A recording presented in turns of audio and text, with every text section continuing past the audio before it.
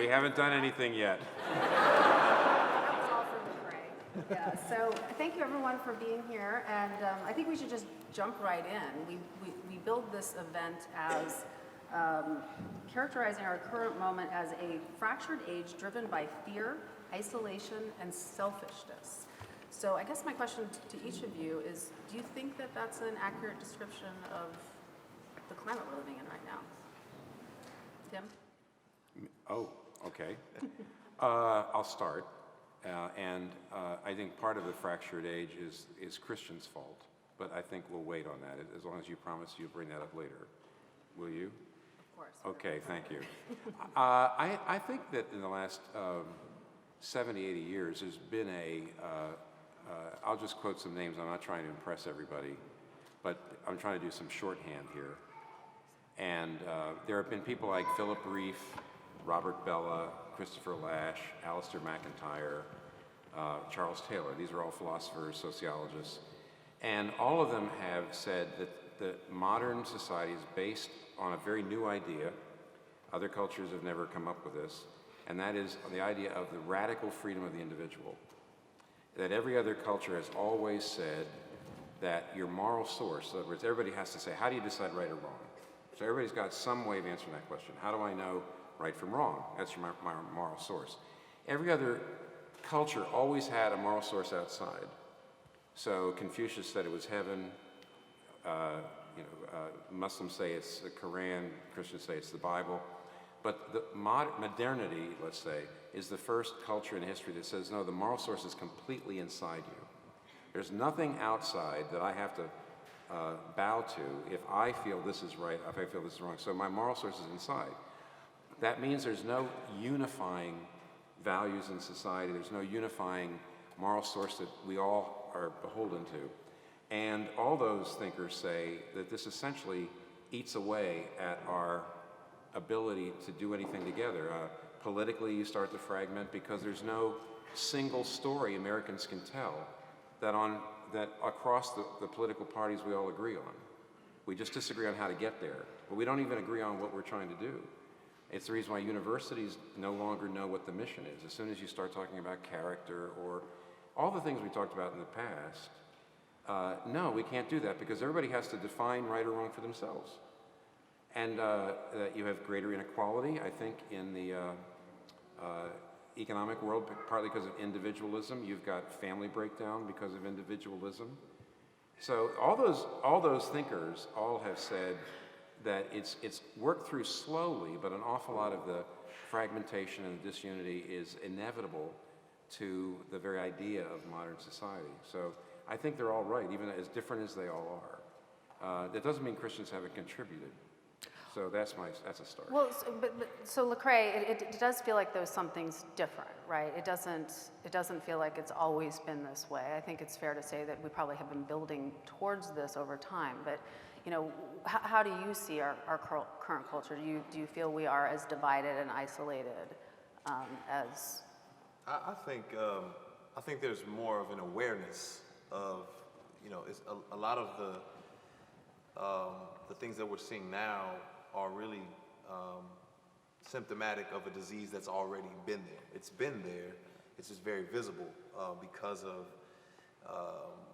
cultural changes, political changes, things that, especially in political climate, when that comes into play, you begin to see the fracture a lot more clearly. When people have an issue that they're not centered around, then people begin to divide and realize, oh, we were never on the same. I thought we were more than what we are. Yeah. And so I think what you're seeing is the symptom of something that's been there underneath the surface, and there are certain things that are bringing it to fruition and allowing us to recognize and realize we're fractured. I think also in that reality, in that realization of division, and we retreat and we find our clans and our tribes, and we look for solutions. And as Tim was referring to, we look for solutions. In this age, I feel like we find ourselves focusing on self-esteem more and thinking, not that thinking that I think too less of myself. And so there's an esteem of self, an esteem of my views and my perspective over someone else's. And instead of having a moral standard, having a plumb line, having a God that says, hey, this is what that should look like, and we move in that direction, we begin to develop our own perspectives and ideas of what that is. Right.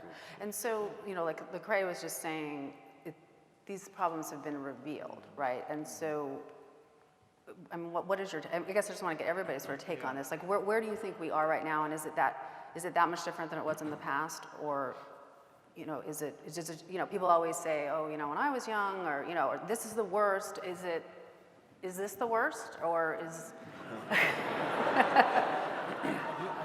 I agree with Lecrae that a lot of this is a greater awareness of differences that actually exist, and part of that is when different people who were not given voice in the past now have voice, you have a better awareness of the difference, but the more difference you have, the less consensus you can assume. And so then to your point, not just about universities, but we have these massive questions. What's the purpose of our country? What's the purpose of a human being? What's the common good? And we don't agree on these questions. And that seems newish because it's been surfaced in this certain way.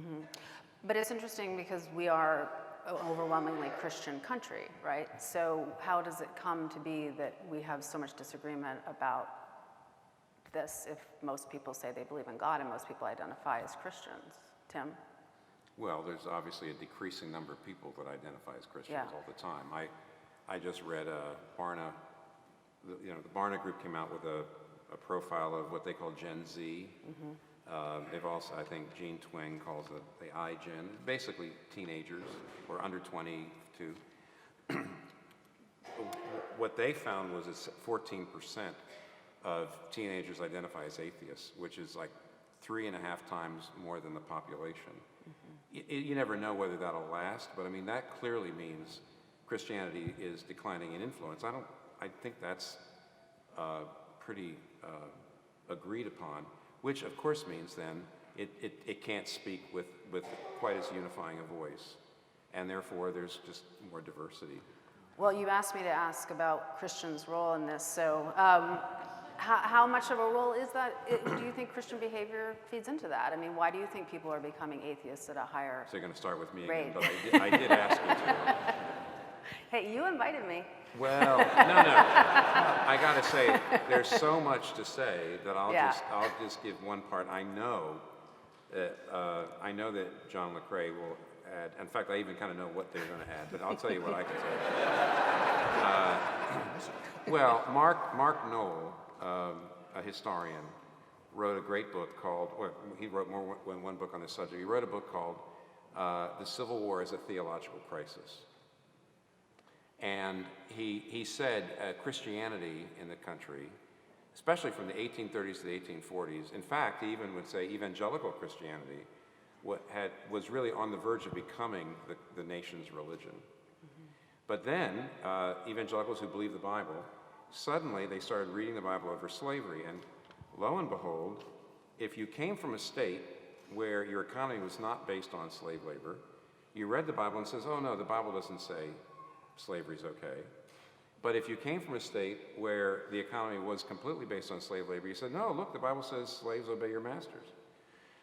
And what Mark Knoll said was, it was very clear that people who said, we are people of the book, we let the Bible's our authority, they were not letting the Bible critique their social location, their culture. They were using the Bible to justify their culture. And he said, as a result, we had to have a war. He says, because basically the Christian church failed the country, couldn't say, let's see what the Bible says and agree.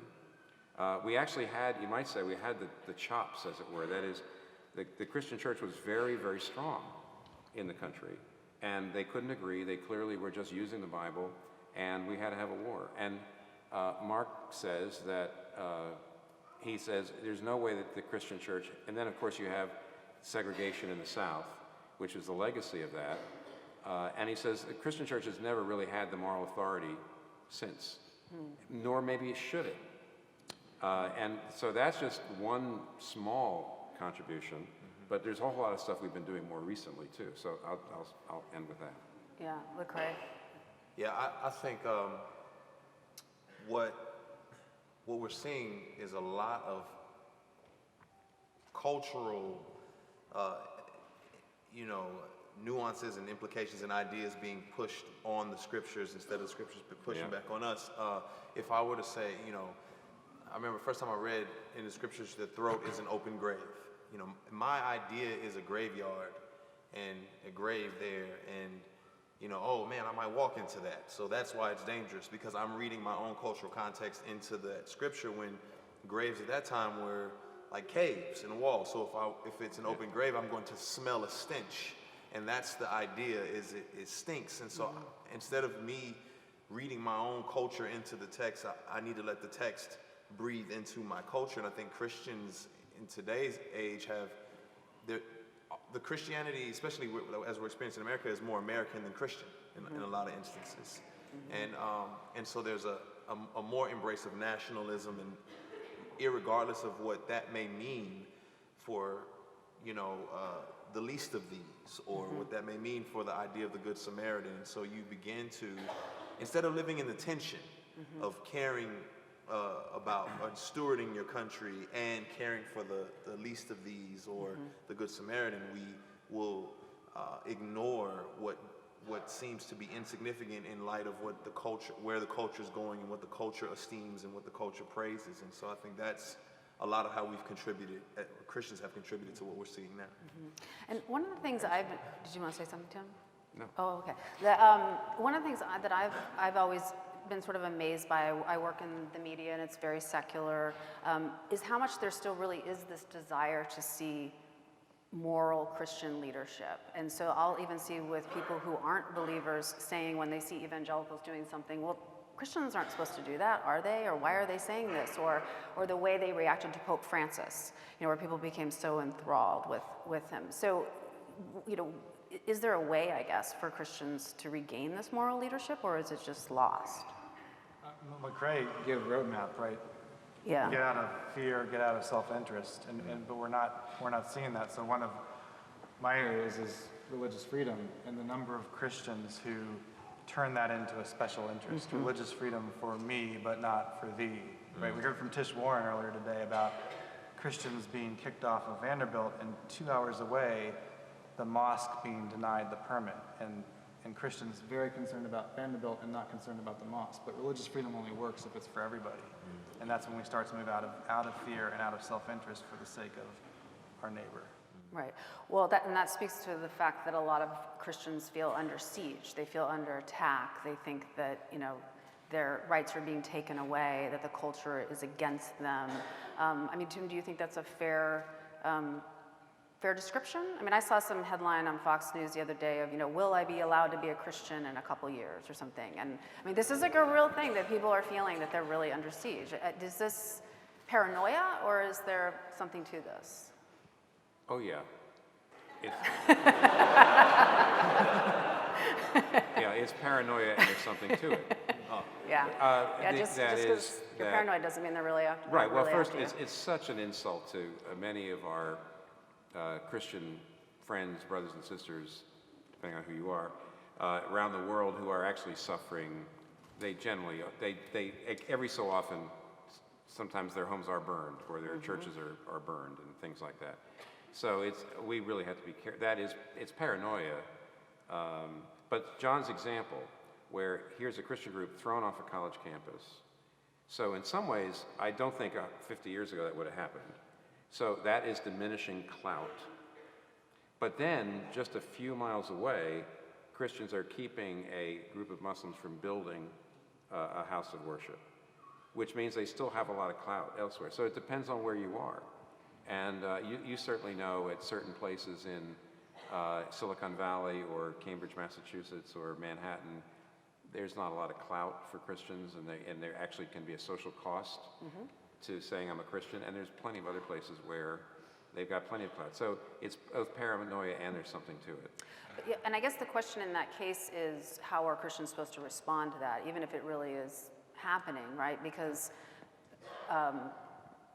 aren't Christians supposed to be persecuted? Doesn't mean you should just roll over for it, but does it mean you should seek power? What do you think, Lecrae, is the right way to react to that? The fact that there are legitimate encroachments, there's no question. Yeah, if again, the subjectivity of what we're calling persecution, makes, I guess it depends on what we're thinking persecution is, because on one hand, a lot of people would see something as persecution that's really just, it's like, I don't know, I'm trying to think of some law or something that's been passed and Christians stood for it and it didn't work and they feel like they're being persecuted. Or I'll give you a good example. Someone's protesting my concert. And good example. And on both ends of the spectrum, right? Like, do I feel persecuted? I don't. It's fine. Do they feel persecuted because they're being ignored and no one? And I'm sure for that guy outside protesting, he felt like he's being persecuted. Like, yeah, this is great, and I'm really standing firm. And so I do think in some of the decisions, that are made in a vacuum that I think Christians are making, they feel as if this is authentic persecution. But then on a whole other end of the spectrum, what about the gospel implications of someone caring for, a people group and being bombasted or excluded from these Christian circles? Is that persecution as well? And so I think there's a lot of subjectivity. Of course, it's nothing, not to say it doesn't exist here in America, but it's going to be nothing like what we may have seen in Syria or anywhere else. Yeah. Well, and so I think it's true, the persecution word gets tossed around a little bit too much when you consider what's happened in the Middle East. But if we talk about the feeling under siege thing, I think what people would say is that they feel that they can't hold orthodox views about sexuality, or they can't oppose abortion, or whatever things that they feel are core. And if they're, for example, on a university, an Ivy League university campus, that they feel ostracized, or maybe even they're not allowed to organize. How do you see that issue? Do you see this as something that people should be pushing back and fighting against, or that they should just be turning the other cheek? We can talk about an almost Ivy League university, right? Yeah. Here at Washington University, Yeah. I think there are some pressure points, but my concern, I think description really matters here, and how we describe things matters. And there are plenty of bonkers scenarios that happen that make me feel uncomfortable, that make me feel maybe I wouldn't be able to say that, but they're interspersed in 24-hour days, 7 days a week, where a lot of really normal, good stuff happens. And so to see the university as a place under siege would be to misdescribe it. To say that there is something happening and that there are some pressure points to be aware of is important. But the problem, I think, is there are certain filters and media filters that show only the siege piece, and that becomes the description that starts to define reality for a lot of people. Right. Well, and I also think it depends on where you are. I've always find it interesting that, I became a believer in Tim Keller's church, and in New York City, and in New York City, it's not very cool to be a Christian, really. Maybe unless you're Tim or something, but it's not. So to me, it always came with a cost. And so, but I think for a lot of people who live in other places, maybe in the Midwest or in the South or something, that's actually a benefit, right? And so now suddenly they're not the dominant group anymore, and they're not liking it. Do you think that that's a fair analysis? One of the other complaints that they would make is there's been all this controversy about whether, they should have to serve gay couples, bake a cake for them for their wedding, or the photographer, those kinds of things. How do you see these issues, Tim? Well, it's, as a pastor, I don't want to bind people's consciences, which means I do think in general, if somebody's conscience says I can't do that, I think there's some places in the Bible that say, even if you personally think that that shouldn't be a problem, or wouldn't be for you, I don't want to bind other people's consciences. But as a general rule, since Christians, in the past, the Christian point of view was sort of in charge in this country, if you try to assert and say, I should be able to, as a Christian, be free to do this or that, it certainly looks like you're trying to turn the clock back. Maybe you're not, maybe that's not your motive at all, but it certainly appears that you're trying to go back to the 1950s or something like that. So probably it would be better for Christians to get a reputation for being, as a whole, very, being big advocates for other minorities rather than themselves. It feels more like the spirit of Christ to say, you know, we're not really going to be constantly putting up our dukes about this or that freedom. But we are really going to be known as the people who care about minorities in this country of all sorts. And at a certain point, people might say, oh, maybe you actually are in a service mode, not just trying to take power back. Now, don't ask me about individual cases because that's not that easy to judge. Yeah. What do you think, Lecrae? What do you think about that? I totally agree. I think, yeah, I mean, in regard to, you know, just being in an art community and understanding there's all types of, it's not cool to be a Christian in an art community, period. So I constantly am in spaces and places where they're like, so what are you made of? You know? So it's as if I'm some alien life form.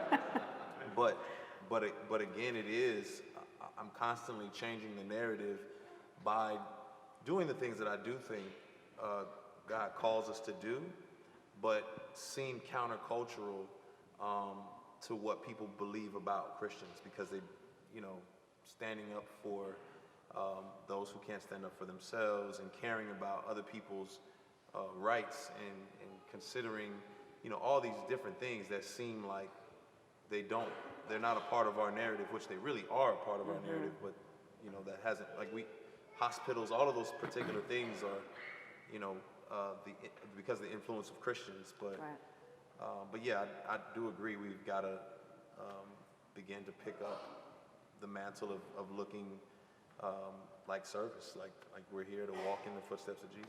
Right. And so, John, you know, you're a professor, and so you're dealing with, you know, a lot of these issues on campuses, and you were saying that it's mostly good things that are happening, you feel? And I mean, maybe you could talk a little bit more about that, because I don't think people hear that. I think people think, oh, a Christian professor, it must just be, you know, you're just constantly persecuted. That would be sort of the storyline that we would get. Right, and I mean, there are some things happening that are challenging, but there are plenty of Christians. Part of what the Carver project is bringing a bunch of Christians at Washington University together and saying, we're here, we're not going anywhere, we actually love this place, we do pretty well here, we want to serve this place, and we have some interesting things to say, right? And in the midst of that, to be confident and to be hopeful and to be empathetic, I think that I hear some people sometimes describe elite higher ed as the place where Christians are under siege. And there are some crazy things that happen, and there are some backdoor meetings about faculty hiring and those kinds of things, but that doesn't corrupt the entire enterprise. And I think there's a lot of good in the university. Well, so it's true, we hear about this all the time. So do you think it's that other people are being too in your face about it, or is it because they're conservative, or is it, I mean, I don't think they're making it up, right? I mean, they obviously are encountering, I mean, obviously you're doing something right. I mean, truly. So how are you engaging people in a way that they're not feeling threatened? Well, and I don't want to diminish it, because they're not, I mean, there are problems, and people aren't making it up, but when all you hear about are the problems, you form a narrative or a description of what this place is that's just not accurate. And I think part of it is, there are people who are unfairly marginalized or stigmatized for their views, and there are issues in the university where that happens, and there are departments where that happens, but it doesn't corrupt the entire enterprise. And I think part of it, and this is probably generalizable outside of the university, but we ought to start with, when I got to Washington University, I was telling myself, I want to win friends and not arguments first,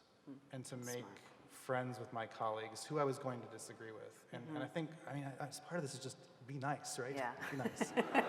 What a novel idea, yeah. And some people won't like you, and that's okay. Right, yeah, and I think that it's interesting, because when I became a believer at Redeemer in Tim Keller's church, I get extra for that. No, but it was different. I mean, this was in 2006, and we were talking about this backstage, that I do feel like things have changed a bit, and I'm kind of curious, Tim, you being in New York City, I'm wondering if you have seen any kind of change in, and maybe because I was a little more defensive then, and now I've become a little more open about it and comfortable with it, and so I don't find people reacting as badly. But have you experienced, I mean, because when you first went to New York, didn't it feel fairly hostile? Yes, I mean, so when people, I have heard people say, I think in general it's true that across the country there's more pushback against Christianity. I do think that, right? But I also remember, frankly, the big cities tend to be kind of forerunners. I actually do remember watching a movie when I was a teenager called Midnight Cowboy about some kind of basically a sort of a drug party in Greenwich Village. And I remember watching that thing just before I went to college, and I said, wow, that's just New York City. New York City. Never happened anywhere else. And about 3 years later, I was in college, and it was happening everywhere else, partly because it started in New York City. So when I got to New York, I was definitely felt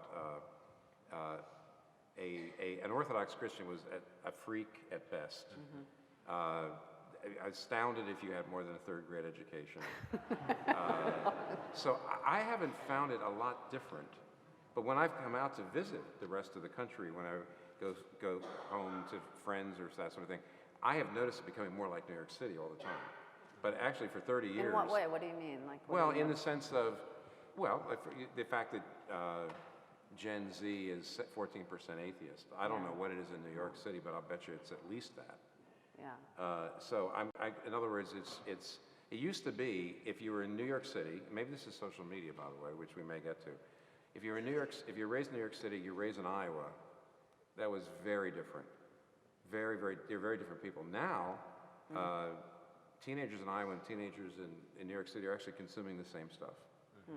And so what happens at that point is the sort of thing that used to be really avant-garde and strange and odd from New York and LA is everywhere. And so that's what I mean by saying I could just see that happening. And I think to some degree it's through social media. But when you're interacting just with the average New Yorker, do you feel like they react sort of as shocked or surprised as they would have 20 years ago? Or do you feel like they're a little more maybe interested or curious? Well, it depends on them. I think the questions change. So actually, 30 years ago, a lot of non-Christians would say to me, well, I just can't believe in miracles. That's why I'm not a Christian. They're irrational. Yeah. That's not true anymore. It's more, for example, the Gen Z is more likely to say evil and suffering. I cannot accept to be a God if there's evil and suffering. 3 times more often than people my age. So evil and suffering's always been an objection. But you see what I'm saying? The objections change. And so you do have to keep abreast of that sort of thing. And in general, I have felt, though, that in New York, there's also a lot more questions now about politics and Christianity that wasn't true years ago for all the obvious reasons. Right. But in general, it's always been a difficult place to talk about Christianity. But the other thing is, the hardest thing is secular people, let's call it, if it's fair to say, non-believing people don't think they have beliefs. They think they're just seeing things as they are. And they say, well, you've got faith, but I don't. I'm just rational. I just see things as they are. The biggest difficulty in New York is to get people, and actually I think you saw that. Yeah. I had to, in a sense, convince you, not personally, but through the preaching, that you had a set of beliefs too. You held a whole lot of things that by faith they couldn't be proven. They weren't self-evident to everybody in the world, so they were faith assumptions. And to ask, well, how consistent are they? And when you start to see your views that way, you begin to say, maybe they aren't.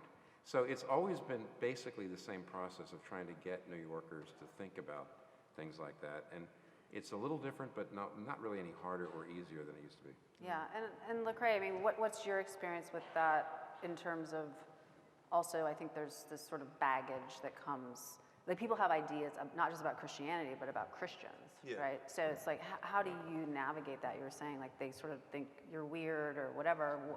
How? I think a lot of people here want to know how do I engage in a winsome way, in a way that doesn't alienate people. Yeah, I think you're obviously the victim of caricatures that, you know, went before you and or out there currently that are the biggest picture of what a Christian looks like. You know, every time you watch a film, if there's a Christian representation, it's like the creepy priest guy who's, you know, it's gonna be like the overly happy, giddy, you know, church family. It's just all these caricatures. You know, it's gonna, you know, the old black guy with wisdom, The gravelly voice. So, hallelujah. So there's just these caricatures that, you know, this is the only time people have encountered Christians from a distance, and then when they encounter them up close and personal, it's usually their radical cousin who just got saved and is you know, It's crazy. God bless them. But not the best representation. Right. And so these become the, you know, our caricatures. These become our representatives, and so you're constantly pushing back on what people have already experienced, and just dealing with that. I was in a studio session with a prominent artist, and he said, "So you're a Christian, right?" And I said, "Well, I follow the way." And he's like, "What?" I said, "Let's start there, and then we'll come back to what you asked me." And then I just took him down a different path that still led to Jesus, of course. And then I said, and so in Scripture we would call Christians because we followed the way, we followed the Christ, and that's the terminology. But I had to give him this whole historical backstory, because if I would have said, "Yes, I'm a Christian," he's like, "Yeah, I know exactly who you are. You're this guy." Yeah. And so, you know, but I actually enjoyed not from the standpoint of like people not knowing Jesus, but I enjoyed the lack of encounters with Christians or the secularization of cities, because for me, I get to start at ground zero with people, and I get to I don't have to deal with all the misconceptions and all these ideas, and they just get to encounter me, and I'm the first like example of what a Christian looks like, and we can really just begin to walk down that path. Yeah, in a way I was lucky because I grew up in a really secular household, and so I didn't have, and then I encountered a lot of these other people that have all this, they were harmed by the church, they were hurt by the church. And so one of the other things that I think recently I've been thinking about a lot is that a lot of people that are angry are actually hurt. You know, they actually have been really legitimately hurt by the church. And I mean, is that something that you run into, where it's just, like behind the anger or the condescension is actually a lot of pain? Absolutely. Yeah. And I've been hurt by the church plenty, post-Christian. And so I can understand that. But I think it does, for me, it drives me deeper into the person of God, and helps me to see how compassionate he is, after all, to pay this price and to have these people as his representatives and to love them and to call them his children and his sheep. And I'm like, man, you are really good, because, you know. Yeah.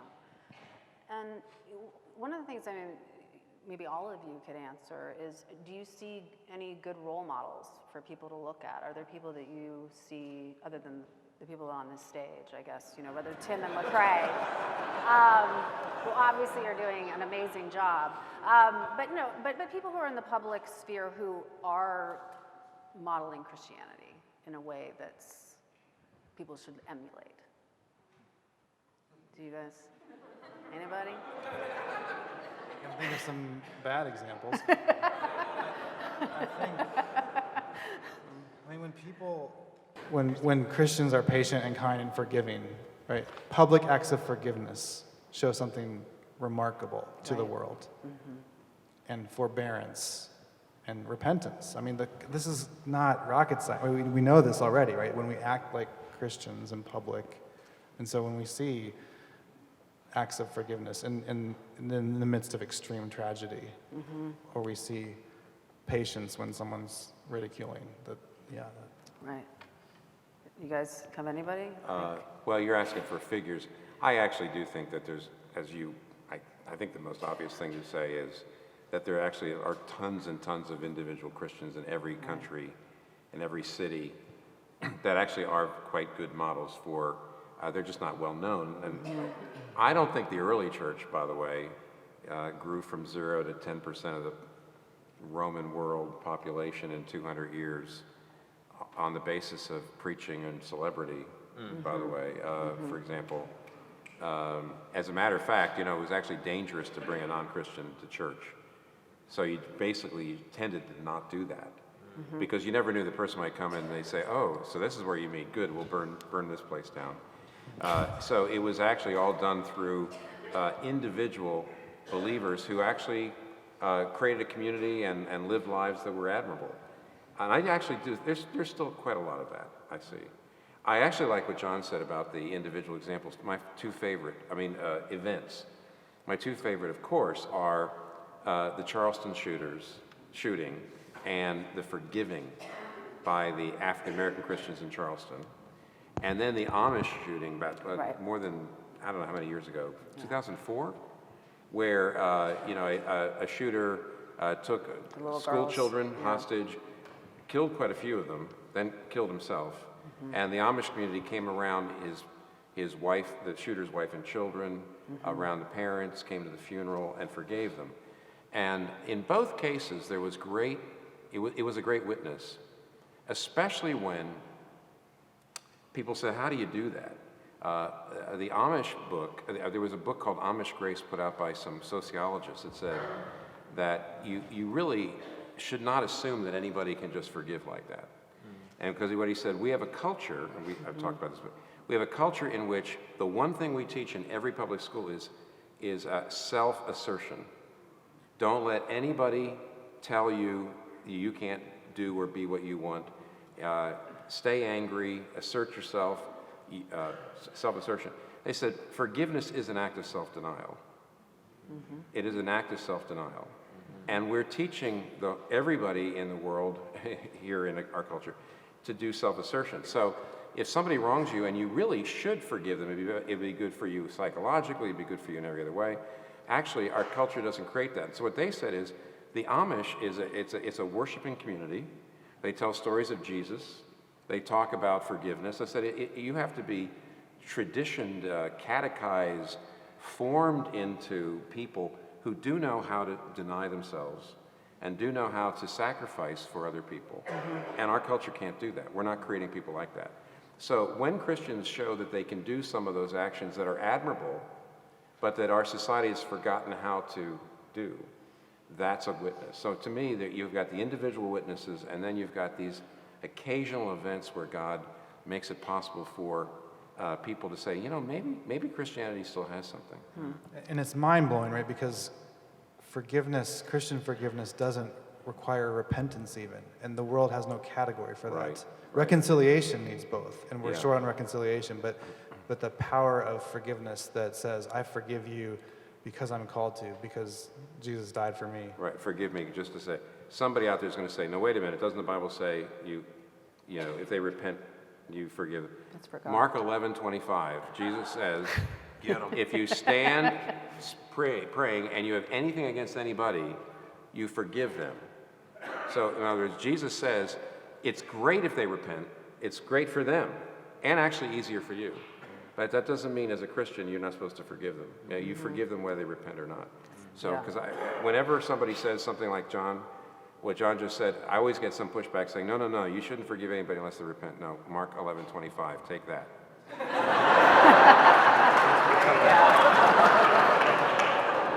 Sorry. Tim has some great sermons on forgiveness, actually, so highly recommend. I'm actually being totally serious. I mean, some of his best, he has a couple really wonderful sermons on forgiveness. But I think, Tim, I want to transition maybe to a different area of discussion and talk a little bit about, maybe a little bit of politics. And you recently were at a gathering of evangelical leaders and we're talking about red evangelicalism and blue evangelicalism. And I'm wondering if you could just talk a little bit about that and what you meant by that. Yeah, I'll be brief. I feel like I'm talking a little bit too much here. What I meant by that is that sometimes we are more, sometimes we're more animated by our culture, which we read into the Bible, than we are animated by the Bible, critiquing the culture. So here's two examples. Red evangelicalism, of course, means people who are Christians who become conservative politically. I absolutely believe that for Christian reasons, you could, thoughtful biblical Christian reasons, you could occupy a number of different places on the spectrum. I do not believe the Bible says, for example, we're supposed to care about the poor. There can be legitimate disagreements as to what is the best social policy for the poor, what is the best tax structure for the poor. So so you could be conservative for biblical reasons because you've decided this is the way to honor those biblical mandates. But when there is a kind of red evangelicalism in which the idolatry of nation, that is to say, you kind of make an idol out of the nation, America more important than anything else, where actually being in America is more important than being a Christian. So you're reading that in. Blut und Boden, which is blood and soil, which was, of course, a kind of forerunner to Nazism, that basically said race and soil are the most important things, and then Christianity has to work into that. So you could be a red evangelical, not for biblical reasons, even though you use the Bible to justify yourself. But you're basically making an idol out of your country. On the other hand, you could be a blue evangelical, in that even though you're all for justice, you're basically more animated by, you might say, liberal individualism. The idea that, and see, Martin Luther King Jr. did not say, the reason why we ought to end segregation is so that everybody should be free to live their life the way they see fit and create their own meaning. He said no, because the Bible says, let justice roll down like waters and righteousness like a mighty stream. So there's a kind of blue evangelicalism where you're more animated by the modern individualism. And here's the way you know. A blue evangelical who is more controlled by the culture than the Bible will talk a lot about racial justice, but does not want to go where the Bible goes on sexuality. They just won't talk about it. Because what the Bible says about sexuality mitigates against individualism. It says, no, you can't just do anything you want with your body. And a conservative evangelical who's more controlled by conservative idolatries than by the Bible will talk a lot about the gay agenda and says, we're just tired of talking about race. We've heard enough about that. So one of the ways you can tell you're more in the grip of the culture than the Bible is that you won't talk about both those things. Because both those things do not fit into either an idolatry of nation or an idolatry of the individual self. And I don't know, I'm not saying, by the way, some people accuse me of saying there's as many blue evangelicals as red evangelicals. That's not true. So I'm not trying to do that. But basically, I do think that's something we ought to talk about. Sorry, that was kind of a long answer. Yeah, but Lecrae, I see you nodding a lot, and we were also talking about in the backstage about sort of another group of people, maybe we could call them purple evangelicals. I don't know. People who don't fit into either category, and I think you kind of see yourself that way. Yeah. Is that maybe a third way to be approaching things? Yeah, I think one of the problem is when you don't embrace one aspect of this particular group, then they immediately accuse you of being a part of this particular group. Yeah. And when you don't embrace an aspect of this particular group, they accuse you of being a part of this one. And the reality is we're not given the freedom to agree with aspects of both of these and not necessarily be fully embracing that. And so, I experienced that personally by, raising my hand on the injustices that I was seeing in society and in our country. But people knew me for, caring about or being pro-life or whatnot. And so they said, that doesn't, you can't Can't do those. you can't do that. And I'm like, no, I can. I'm pro-life. Watch me. Watch me. Here I am doing it. Do it. Yeah. Watch me. I can. Yeah. So a friend of mine talks about a cross-shaped gospel, and the idea of that is that you don't have to, one aspect of the cross is the vertical, and is acknowledging God's truth and what he says about these particular aspects of culture and who he is and his holiness and his greatness. And then the other aspect is the horizontal aspect of that cross, which talks about the social and societal issues that we're seeing. And you can't have one part of the cross and not the other. You've got to have the entire thing in order to have a complete gospel picture. And so to be on one end of the spectrum and not on the other end, you're not embracing the fullness of what I believe God has called us to. John? Well, I'll just add to that when you're not pure in either direction politically, you're going to be with uncommon and uncomfortable allies, and you're going to have to search to find the common ground. And that doesn't mean you agree or endorse everything, but I think too many of us are just way too scared of signaling any kind of common ground because that's going to be approval or guilt by association. But actually, we need uncommon alliances, and we can learn from other people, right? We've got a lot to learn from other people of other faiths, people of no faiths. Part of being a Christian in the world is encountering the image of God in the people around us. And that's not a relativist claim, but it's a claim that God is at work out there, and we have a lot to learn. I guess this is gonna have to be our last round because I'm getting the cue to wrap. But I want to just ask you, Lecrae, about what you just alluded to, sort of the experience that you had when you came out and started talking about police brutality and the reaction that you got from a lot of white evangelicals. What advice would you give to people who want to learn? People who actually are in a posture of, wow, I don't get this, and I want to learn how to get it. Yeah. That's a class. I think on one end of the spectrum, for a lot of my white friends, brothers and sisters, they don't wake up having to think about race, having to think about what it means to be a minority, because they don't wake up as a minority. And so I wake up every day black. It's Black History Month every month for me.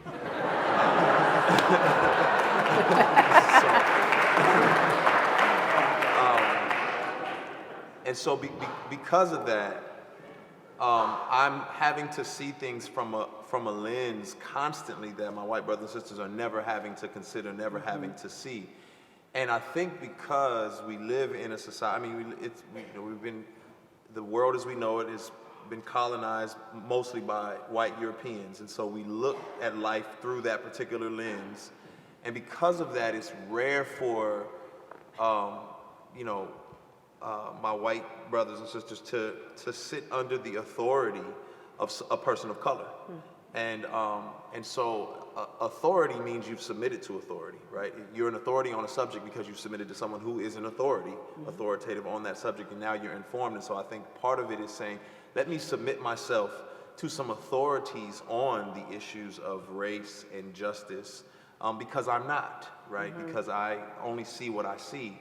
And if enough people, it's just sitting and reading and asking questions and asking for book lists and saying, where can I, and doing the research on yourself, Google, it's just, hey, where can I start to learn? But I think the biggest thing is having empathy and being willing to sit at the feet of people who live this, who know this, who drink it and eat it and sleep it, and then being able to say, okay, now then what should I do in light of what I've learned? Yeah, I'm always amazed when I see people arguing, when Ta-Nehisi Coates wrote his book, and then you have white columnists telling him why he's wrong. And I'm like, this is like me arguing with a mathematician or something, right? It's like, how could you possibly know more about this than him? And that you do need to really, I think, like you said, learn from people who actually have experienced it. So we have some questions from the audience. So the first question is, can we still use the word evangelical?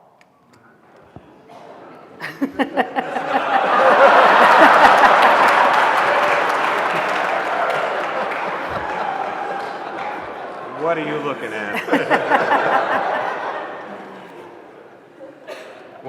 You are all looking at you. me. Yeah, Wait a minute.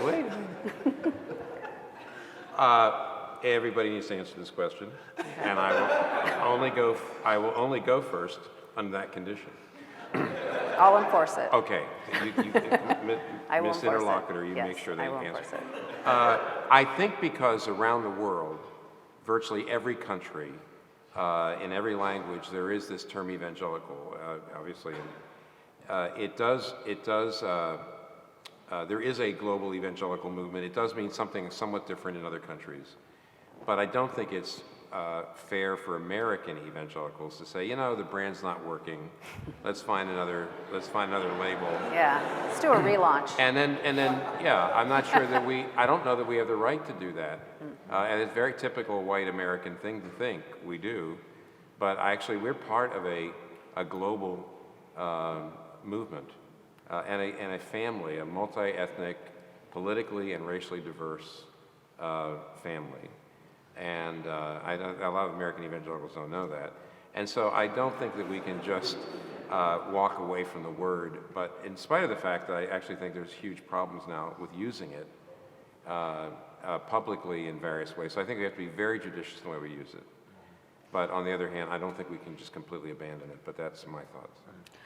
I definitely want to hear what you think about it, and also maybe a little bit about how do you handle the fact that the word means one thing to evangelicals and it means another thing to the culture, right? So how do you, when you say I'm an evangelical to the broad culture, they're thinking something completely different than what Tim was talking about. Yeah, I think, from my understanding, the term is used to espouse a particular kind of, set of beliefs and things that you are in line with as a Christian. And I think categories are good, right? Like, not all the time, but I'm not mad at categories, especially if I go to the grocery store. I need the categories. And so I think when necessary, there should be categories for particular things. I've never, and just candidly, maybe because of the different worlds that I travel in, I've never felt like I had to have that type of casing, right? And whether that's even denominationally or doctrinally, I've noticed that because of the different worlds that I travel in, maybe some of what Tim was saying about being culturally sensitive, I know that certain terms are triggers, and I navigate in a lot of different worlds, and these terms become triggers that instantly shut off the audience and the listener. And so I think because of that, it's just been easier for me to just function as a follower of Jesus and then move from there and see what I'm dealing with and where I'm going. And hopefully the particular groups or evangelicals, so to speak, will say, what? He does affirm these same things, but he's not using the name, and find kinship and beauty there. Yeah. Well, in your earlier point about, the guy who asks you, are you a Christian? And you say, let's back up, right? Even more so, are you an evangelical? Let's complicate the question, right? And let's have some nuance to, I feel like I encounter this a lot in my world where people want to put me in a box, right? And they assume in the university setting, they often realize very quickly I'm not one of them, but they're binary. So they think that I'm not one of them, so I must be this, right? And I want to have the follow-up question. Well, no, there's not a label. Let's talk about who I am and what our relationship looks like. Okay. We have another question that, I'm sorry, Tim, I think is for you. Is fracturing just an inevitable result of the fall? Why try to mend it? Oh, well, yeah. It's an easy one. Wait, if fracturing is the result of fall, why try what? Why try to mend it? Isn't this just inevitable Yeah, that we well, will become fractured? And I'm not trying to be funny, but I will be here. I said, so yeah, Jesus, why did you come from heaven to earth? to mend it. I mean, you know, it's just, it's fracture. I mean, if Jesus thought it was worth the unbelievable cost to come and mend the fractures caused by the fall, then I think we need to be part of that too. So I'm not trying to be ironic. Right. I don't know what else to say other than of course there's always been fracture, but I mean we're repairers of walls. Okay. This one is, has the erosion of Christian influence in culture affected the black church more than the white church? The erosion. Has the erosion of Christian influence in culture affected the black church more than the white church? So, I'm not gonna. I don't think I can speak on behalf of the black church. You're not the spokesman?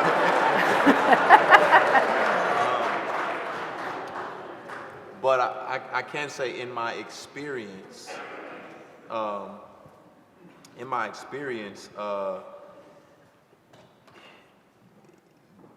ethnic churches kind of function independent of American Christianity. Even if they do operate within it, they still can function independently.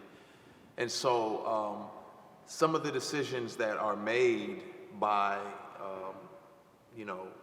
evangelicalism as a whole may not necessarily affect the Korean church or the black church, so to speak. So, because there's just a different set of cultural norms and rules and things that are held in high esteem and things that are not. And so, there's just so many variances and differences that I don't know if I haven't seen that. I haven't seen it affected by, everything else that's going on in mainstream evangelicalism in a negative fashion, so to speak. The half Japanese church is doing well.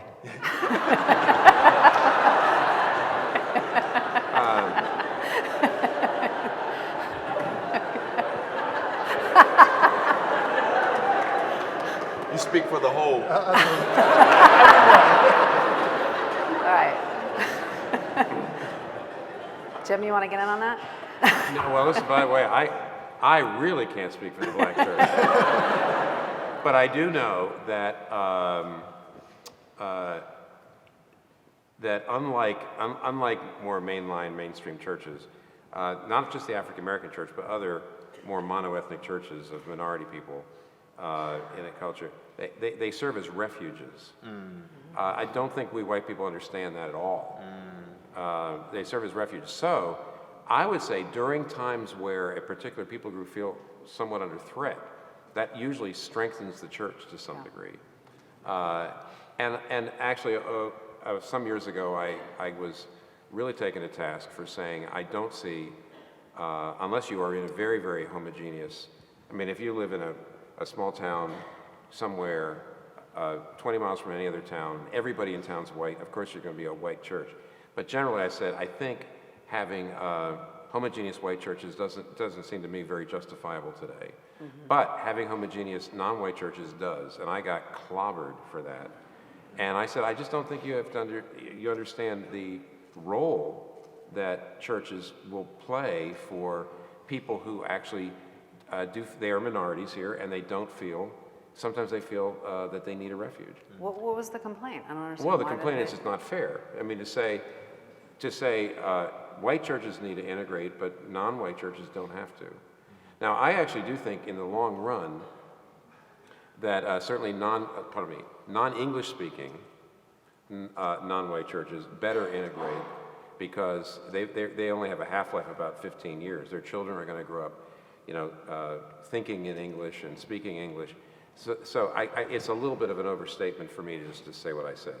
But in general, I just think that white people don't understand that the way a church can work for non-white people or minority people, that's all. And we just should not expect that all the churches should be judged the same way. And that's like what Lecrae said. They don't necessarily, the religious economy isn't the same. We're not all exactly in the same economy, that's all. Right, okay. So this next question is, what are some common mistakes in engaging culture? Is there anything that you've seen people do that you think, John, that I think It's a common thing that people are doing. people to assume alienate. too much shared knowledge and shared assumptions. I think people don't take, this is actually, I think, a missional point, but when you go overseas to do missions, you take the time to get to know the culture and understand the people, but we don't take the time to understand our own culture next door, and so we assume things, and we don't earn credibility, we just want to talk, and so I think the inability to be patient in relationships and in understanding people and understanding language is a mistake. Yeah. Anybody else have? You want to elaborate on like the common good, the way we tend to use the word common good? Oh, yeah, so that's an example, too, and Yeah. we've talked about this for several years now, but as a theological matter, the claim about the common good as a cosmic theological claim, we have to, as Christians, talk about the common good, right? The common good is defined by how we name the end and the purpose of the created order. But to use that language more broadly in a culture that doesn't share those premises, it becomes very complicated. So I think one mistake is Christians talking about the common good of the country. I don't know what that is. If we tried to name, if we walked out those doors and found the first 10 people outside and said, what is the common good of our country? We're not going to have agreement about that. And so it becomes a very complicated linguistic point to talk about the common good in politics or the common good of our country. And that's okay. It's a change, but you wouldn't assume that in a missional context elsewhere. You would have to show the common good. Right. Okay. Just personally, I think one blunder that I've made in engaging culture is not being a student and not wanting to learn, but feeling as if I was just there to teach or to deliver whatever it is that I had to say, and not realizing that I have much to learn. There's people outside of the faith that are better at my craft than I am. They're better at marriage than I am. They're better at a lot of things than I am. And so just feeling as if I can still learn from, these people. Okay. This is an interesting one. Should the church be skeptical about the culture of Christian celebrity? Should we ask our Christian celebrities? I mean, you guys are Christian celebrities. How do you feel about it? I don't know any Christian celebrities. Skeptical. Okay. Yes.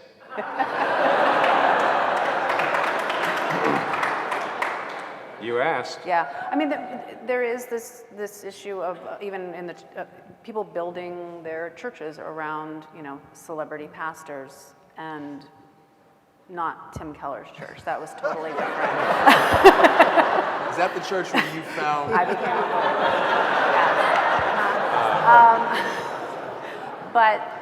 Yes. But I do think a lot of people are concerned about this. I mean, it's sort of a serious issue, don't you think, John? John? As the non-celebrity here, yes, I do. An outside perspective. I think we're conflating authority and wisdom with celebrity, and that's amplified on social media.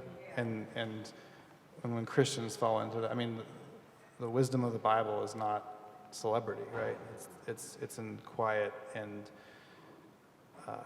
less flashy places. And I think a lot of Christians have totally bought into celebrity culture, and it has been a huge detriment to our witness, but also our internal health. Yeah. Okay. Yeah, it's good. What he said. So, should all churches aspire to do cross-cultural ministry?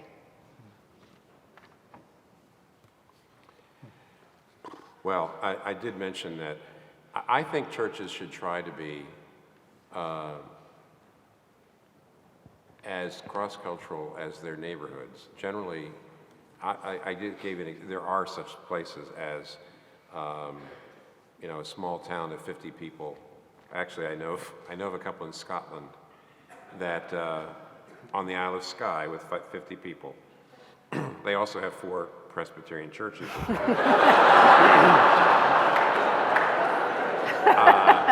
Each with this is, by the way, this is not only, it's not fictional, by the way. And I, you know, the people all there are Highlander Scots. I think it'd be very hard for them to do cross-cultural, you know, ministry. So I think, but though in general, our neighborhoods are getting more multi-ethnic, our communities are. And almost always there's pride in the diversity in that community. Oh, look, we're diverse. But generally, the people in that community don't hang out. They're just operating alongside of each other. So if your church aspired to be about as multi-ethnic as your community, that would actually be more multi-ethnic than your community, because you'd actually have to be talking with each other and doing things together, whereas there's a tendency for those supposedly, I mean, even in New York City, for example, when you have a community board meeting, don't ask me what that is, please. But if you have a local community board meeting, generally only older Jewish people show up at it. And the other different groups never show up unless they're threatened by some new development or something like that. Basically, people don't do things together, even when it's multi-ethnic. So I actually think that your church can't really aspire to be a whole lot more cross-cultural and multi-ethnic than your community, obviously.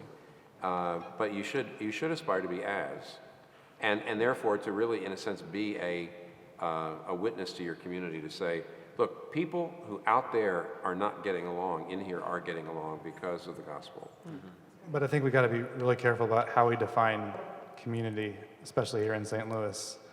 Right? So for most of us, we can't define community by our municipality or by the mile radius around our church, but this is a region and this is a city. And if it might be structurally that some churches are not going to open the doors to a multi-ethnic community, but all churches here at least have to be aware of the issues that are affecting the city, and learning how to channel resources and partnerships in authentic ways. And I think that's actually something that we're not so good at in the city.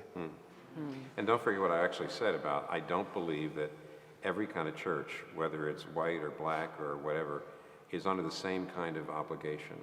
In some kind of, there's not some template for every church that you've got to be, you know, a quarter black, a quarter white, a quarter Hispanic, a quarter Asian, or something like that. Nevertheless, I do think Ephesians 2 says there is we ought to be looking for every effort to show the world the gospel brings down racial barriers. That's all. Okay, any thoughts? Yeah, I wrestle with that. There's a tension there for me. I don't know. I haven't landed, I would say. I think, obviously, specifically, like when you're talking about black and white, the reason there's a black church is because these black people historically weren't allowed in the church with white people.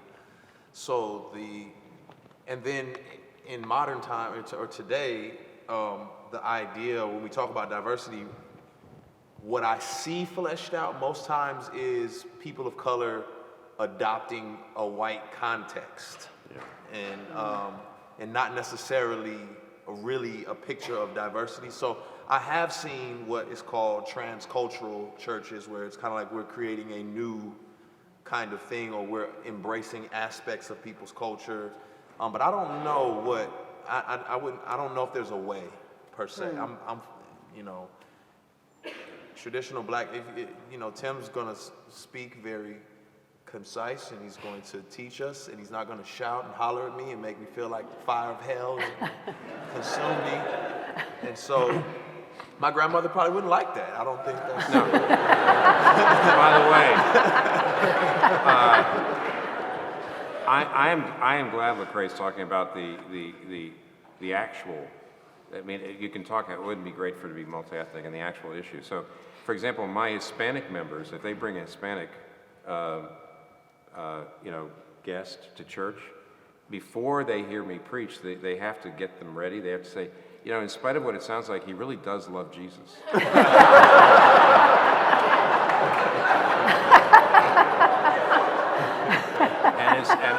By the way, I knew you'd like that joke, so I told her. But do you see that inside that joke, you say, oh, yeah. So what can Tim do there to not be too white in his preaching style? And the answer is you still have to stretch, and but Lecrae is absolutely right. A lot of urban churches that say, oh, look how multiracial we are. Every black member will be on the website. They'll be on that website, and just about every still. Yeah. And then you look and say, well, are they on the elder board? And are they really? And are they really having? Also, are they really having a say in how the worship goes? But the real problem, by the way, in a church like that, nobody will be completely satisfied with the worship. And if anybody is totally satisfied, then you can talk all you want about diversity, and you're not really, doing it. So it isn't for everybody. But I tell you, the Ephesians 2, if you can pull some of it off, it's a powerful witness to others. Yeah. Okay, this one's a tough one. Does the responsibility to the issue of does the church's responsibility to the issue of abortion need to change? And I think maybe that means just making it the ultimate priority over everything, to the point that you can just say, well, I voted for this person because abortion, and the conversation's over. And you don't have to consider, which a lot of people do, they don't have to consider other things like race, for example, like racism. I just think we should remain faithful to the text, remain faithful to what God calls us to remain faithful to. And,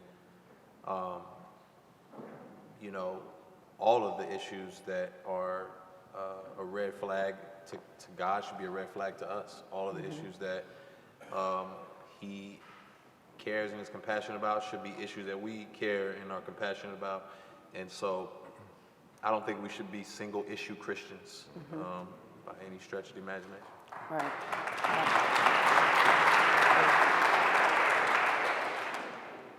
Let's quit while we're ahead. But he We said- got applause. Don't talk to us. Yeah.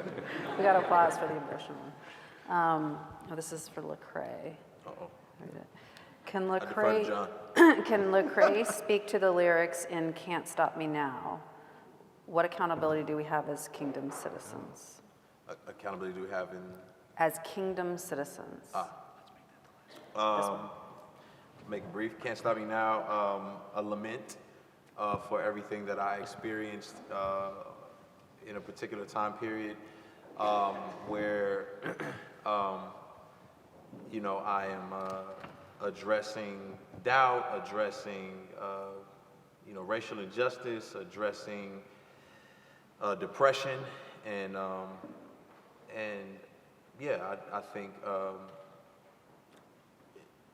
think Sarah Groves, she had mentioned that the artist's unique space in all of in society is that we get to encompass every aspect of the faith, the lamenting, like the psalmist, the laments, the praises, just the full truth, and bear all, and not hide anything, and that's kind of what I lean toward. I'm not necessarily saying that needs to be done by everybody or by people outside of the artistic community, but that's something that I felt passion to do, is to bear all in music, and so that's why I did. Okay. I just was told this is somehow the last question. I don't know how we've already. I have so many more questions for you guys. Tim, you wrote a book about this, I think. Does the way we think about our career mission and our vocation need to change? That's actually a little hard.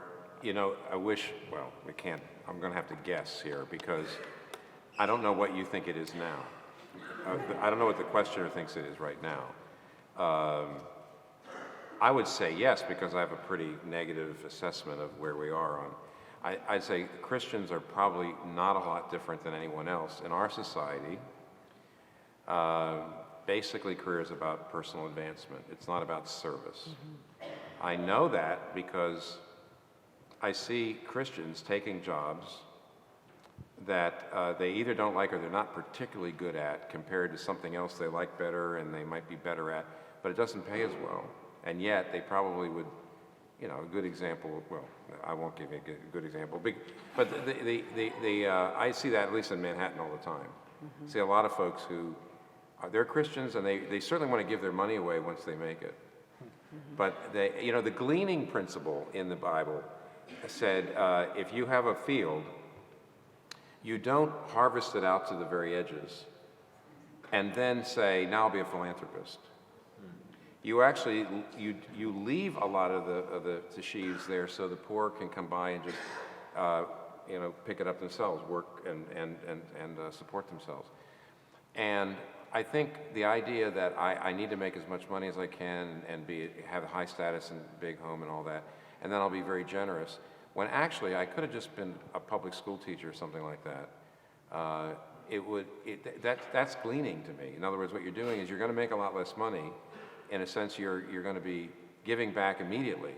You're going to be giving back just as you do something that just doesn't bring a lot of status and money into it. But maybe you're good at it, maybe it's a need, and therefore you are seeing your job as a true vocation. Vocation means it's not your idea, you're called to it. And a career is all about my personal advancement.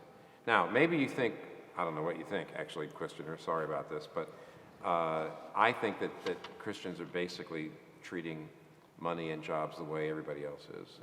And so I do think we do have to get back Luther's idea of vocation, including what Martin Luther would say is God feeds every living thing.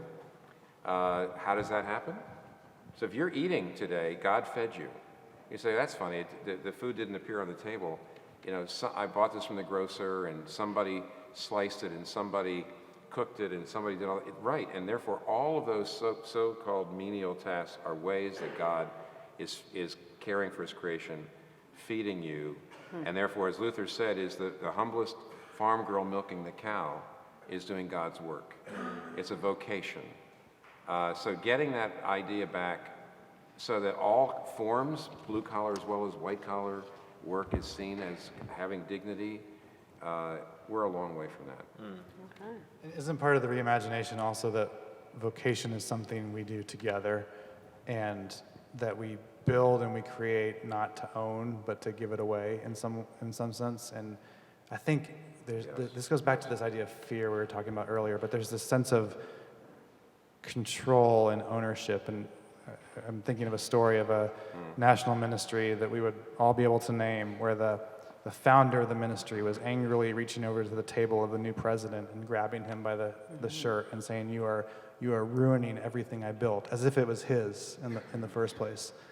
And I think that when we see vocation as building to give away, as looking to the next generation, as we're planting seeds that people who will come after us will help to harvest, and that's not about us. Yeah. Well, you mentioned something about 2 feet when we were outside. 2 feet in both worlds or something.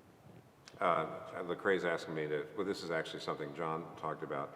We have a tendency to say I've got 1 foot in the church and 1 foot in my job, which sounds like you're saying that I'm a Christian at church, and in my job I kind of seal my faith off for my work, when actually you need to have 2 feet in the church and 2 feet in your job as a Christian.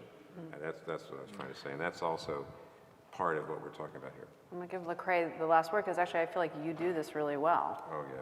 Right? I mean, where did you get the courage to, you've talked about how it's not always easy and what you've dealt with. In terms of vocation? Yeah, in terms of really following your calling and standing up for what you believe and saying things that are unpopular. Yeah. I think that's, in some senses, that's the nature of hip-hop music or rap music. It's always prophetic. It's calling out something, it's saying something about something in its genesis. Maybe not now, but in its genesis, that's really what it was. And as far as it being, I really do. I did have to come to a place where I realized that, if you, I read a book. I forgot the author's name. It's called Imagine.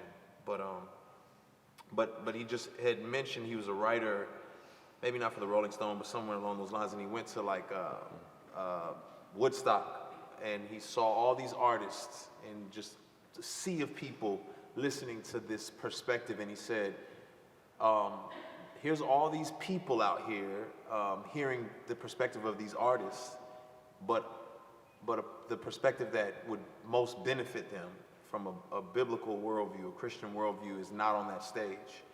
And where is that worldview? It's somewhere isolated at a Christian festival somewhere. And there's nothing wrong with that, but it's somewhere isolated. And so he said, why aren't we on those stages? And, you know, talking about the same things that they're talking about, you know, love, relationships, society, war, peace, whatnot, but giving a different vantage point. And that impassioned me to say, how do I get on those stages? And I'm not running from these stages, but I think there's a void on the ones that, you know, the world outside the church are hearing from. All right. Well, that was a great place to end. So thank you, all of you, for an amazing conversation.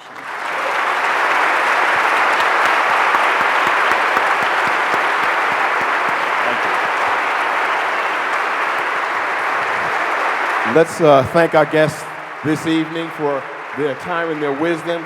Kirsten Powell, John Anazu, Tim Keller, and Lecrae. Let's give another round of applause.